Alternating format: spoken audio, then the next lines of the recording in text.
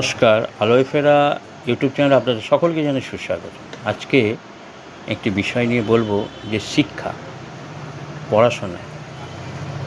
আগেকার দিনে পড়াশোনা কিন্তু খুব ভালো হতো, কারণ আগেকার দিনে মাস্টাররা কিন্তু পড়াতো, মন দিয়ে পড়াতো, এবং ওই জন্যে ভালো ভালো মেধা, ভালো ভালো ছাত্র তৈরি হতো। বড় বড় ডাক্তার, ইঞ্জিনিয়ার, বড় বড় সব সব রকমভাবে আগেকার দিনে মাস্টারদের স্নেহ মায়া দিয়ে, দরদ দিয়ে কিন্তু পড়াতো, খুব ভালো পড়াতো।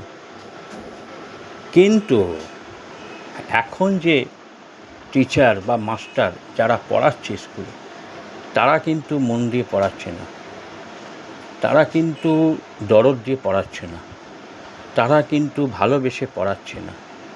কেন? কারণ এখন শুধু টাকা, স্কুলে ছাত্র নেই। আগেকার দিনে ছাত্র ভরা থাকতো সরকারি স্কুল সব সময়। এখন ছাত্র পাওয়া যাচ্ছে না, সবাই প্রাইভেট স্কুলে চলে যাচ্ছে। তা শিক্ষাটা কোথায়?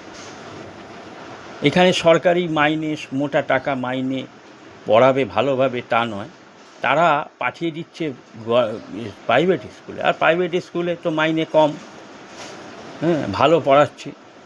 তা এই যে শিক্ষার ব্যবস্থা একদম ভেঙে পড়েছে সর্বত্র, কিন্তু সর্বত্র, শুধু পশ্চিমবাংলা নয়, সর্বত্র।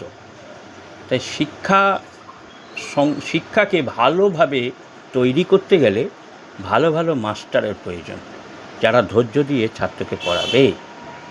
এই হলো আজকের বিষয়ের মূল কারণ। হচ্ছে শিক্ষা ব্যবস্থা নেই, শুধু টাকা আছে, ফাঁকি আছে। নমস্কার।